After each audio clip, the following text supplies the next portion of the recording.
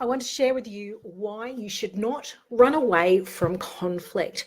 Why is it that we need to be able to approach conflict with confidence?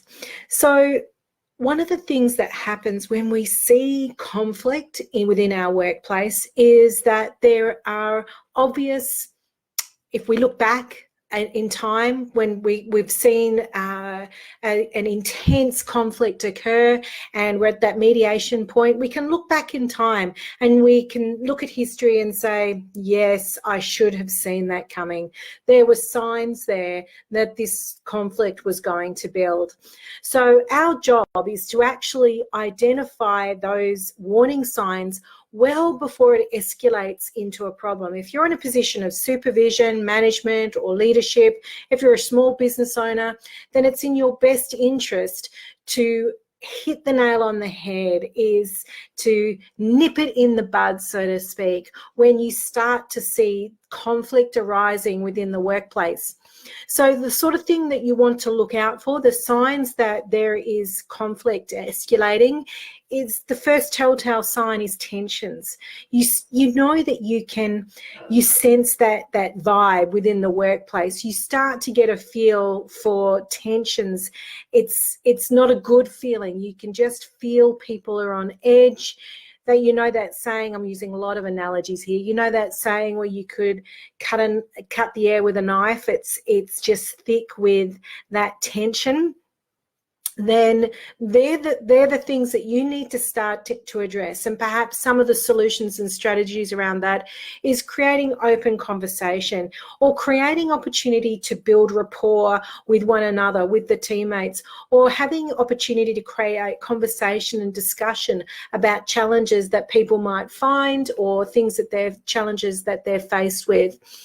You may also see another telltale sign of potential conflict, of conflict building, is that there are really strong reactions to comments. You can see that people are having a really strong reaction and not in a positive way. There's aggravation, frustration, impatience, offense, or strong emotion.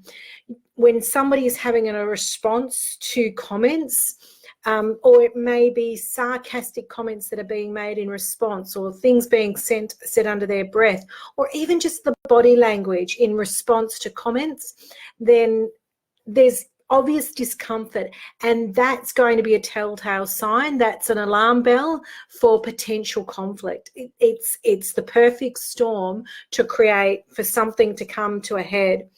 So the interesting thing about conflict is that as managers or leaders, it can be hard to bring that elephant out, to bring the elephant out in the room. It can be challenging to find the right language to use to address whatever's going on or to create the situations to address what's going on. But it's your job to actually do that. You've got to find a way and get good at that to be able to address what it is that's happening within your team to create those tensions. And I say the enemy of conflict resolution is assumption.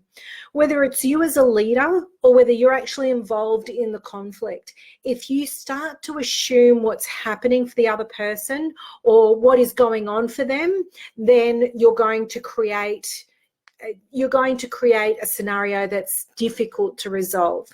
And you're going to get the person that may be upset or uptight to become even more challenged to negotiate with or to find a resolution.